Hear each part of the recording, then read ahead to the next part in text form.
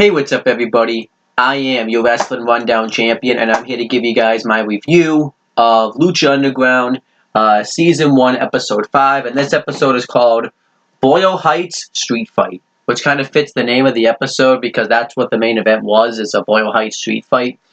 And this episode was taped on September 27th, 2014, and it aired on November 26th, 2014. And the episode starts off with Conan and Dario Cueto in his office, and Conan said that Prince Puma wanted to come in himself and talk to Dario Cueto, but he didn't think it was going to go very well. He thought Prince Puma would have beaten the crap out of him.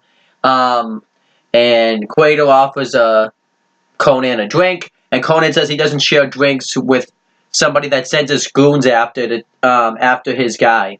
And Dario Cueto says that he didn't really mean to send his goons after his guy. It was not his call. It was Big Rick because they work for Big Rick. So Conan wants a Boyle Heights street fight. Now this makes sense because Prince Puma is from Boyle Heights. So that was the tie-in here.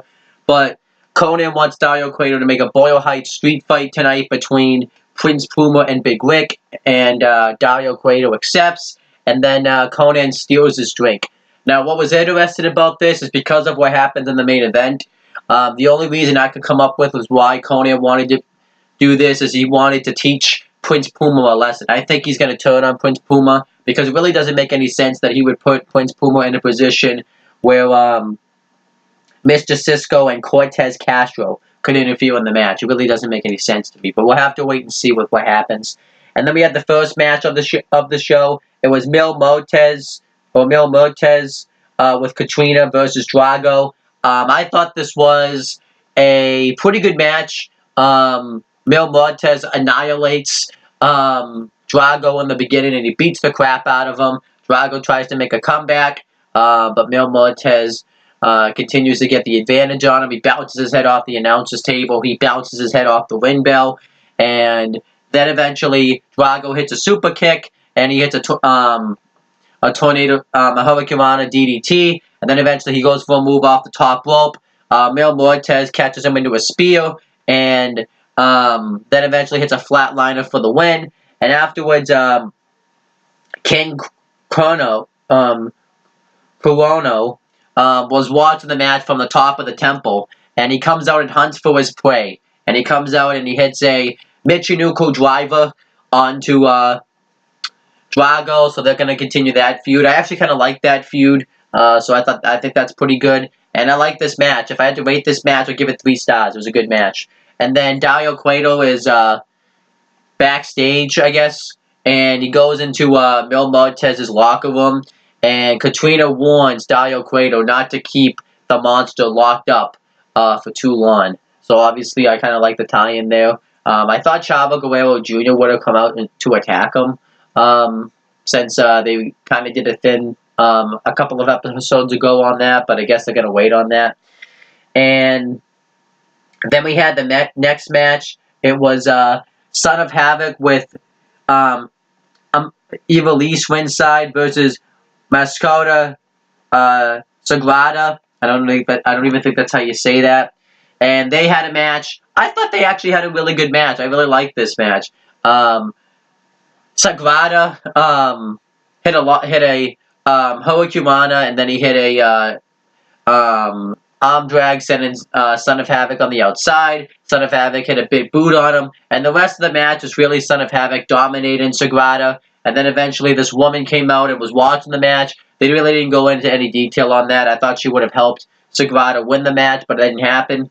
And Son of Havoc destroys Sagrada, and then Sagrada and Ivelisse keeps interfering time in and time out, so eventually Sagrada hits a diving cannonball on the outside, and he hits a dive on both of them after he was trying to chase Ivelisse around the ring. And then eventually he hits a Hurricanrana roll-up on Son of Havoc, and he gets the win. I like Mascota Sagrada. I think he's a very good professional wrestler, and I think this was a really good match. I'll give it probably 3.5 stars. I thought it was really good. And then we had the next match. It was Chavo Guerrero Jr. versus Sexy Star. Chavo Guerrero Jr. dominated a good portion of this matchup, and then Sexy Star makes a comeback. And then eventually she finally just goes outside the ring and gets a steel chair because she does not care about the rules. All she wants to do is hurt Chavo. And eventually the referee tries to stop her. She low blows the referee, which causes a disqualification. And then she's about to hit Chavo with the chair when Pentagón Jr. comes out, takes the chair from her, and Pentagón Jr. and Chavo try to gain up on her, and then Phoenix comes out and makes the save, and they all fight, and they fight off Pentagón Jr. and Chavo Guerrero Jr., so I'm assuming this is going to lead to a mixed tag team match, which I'd be okay with. I thought this was actually a pretty good segment. I did like how Sexy Star... I didn't really mind the fact that they had a DQ here because it made sense that Sexy Star wouldn't want to follow the rules because all she wants to do is beat the shit out of Chavo Guerrero, so I like this. This was good. And then we had the main event. It was Big Rick with Cortez Castro and Mr. Cisco versus Prince Puma in a Boyle Heights street fight. This was a really good match. This was probably the best match I've ever seen Big Rick have, but that's not really saying much. I also forgot to mention they did a video package with Johnny Mundo where he talks about how because of his aerial offense and his parkour stuff, that he never really followed the rules, and when he was in other promotions, the politics tried to take over, and he ended up leaving, which I think was referring to WWE right there. And then he talked about how when Lucha Underground wanted the best luchadors or fighters, that's when they were speaking my language. So I did kind of like that they gave a background for Johnny Mundo. Did they really need to do that, though? Because a lot of people that watch Lucha Underground are hardcore fans anyways, and they obviously know who Johnny Mundo is since he was in WWE, so I think that was strange. Like, they even tried to say, like, if this is your first time watching, Chavo Guerrero is part of that Guerrero family. Like, these are a hardcore... Like, these are hardcore fans. They fucking know who Chavo Guerrero is, so it's really weird. And Vampiro's commentary is getting really weird, too. Like, it just doesn't really feel like it's commentary. It just feels like a kind of a fan mock-out over the wrestling anyway. Like, Matt Striker's at least passionate about it. It doesn't really feel like Vampiro's really passionate about it, but that's besides the point. But yeah, Big Rick versus Prince Puma. I thought this was a really good street fight.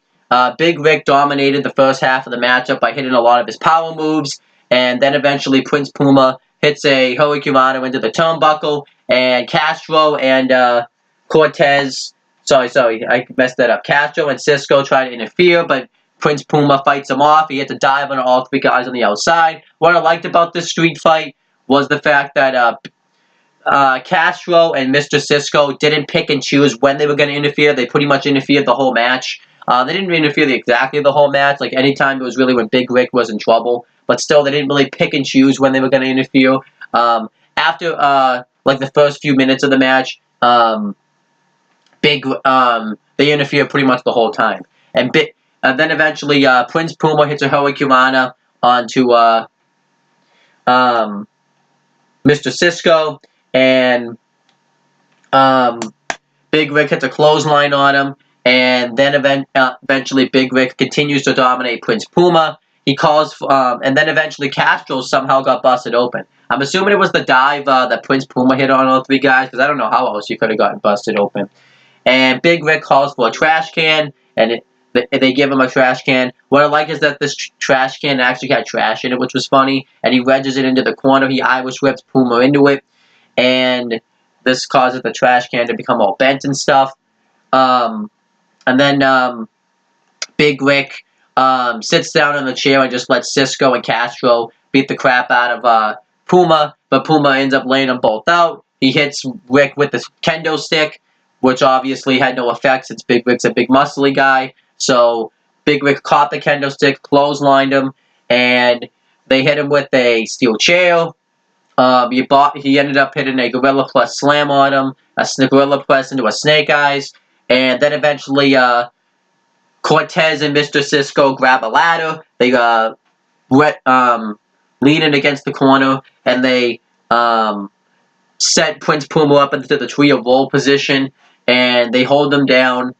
And Big Rick was about to take the kendo stick and just whip Prince Puma with it, but then eventually Johnny Mundo dives off the temple, lands on his feet. This would have been better if he actually dove right onto Big Rick, but whatever. And he helps even the odds. He hits his spin kick right onto his Big Rick, and he hits a kendo. He hits Cortez and Mr. Cisco with the kendo stick. He fights them off, and then eventually he goes to hit Big Rick with the chair. Big Rick ducks. He accidentally hits Puma, and this distracts Mundo, where Cortez and Mr. Cisco can hit the flapjack into the code breaker, and then Big Rick hits a one-handed spine buster onto Puma through a table, covers him, and gets the win. I actually like the finish here. Where Johnny Mundo cost Prince Puma the match, so I'm assuming that's going to lead to some tension between them. And I'm assuming this is going to lead to some tension between Prince Puma and Konnan, too, because I know technically Konnan, they're trying to make it seem like Prince Puma asked for this match, but I think Konnan put Prince Puma in this match, because it really doesn't make any sense that Prince Puma would ask for a street fight when it was 3-on-1. That would be a dumb babyface move, but we'll have to wait and see. Overall, I thought this was a really enjoyable episode of Lucha Underground. I thought it was really good. It wasn't quite a great episode, but I thought it was really good. I definitely have to give this a 7.5 out of 10, which would be like a C+. And that's pretty much it, guys. Thank you guys for watching this video. Please make sure you guys like, comment, and share this video so people will watch it. Make sure you guys subscribe to the channel for more content and click on the bell so that way every time I upload a video, you guys will get the notifications for it. Make sure you guys do the same thing for my CM Brothers and Owen the Talkinator YouTube channels. And that's pretty much it, guys. Talk to you later.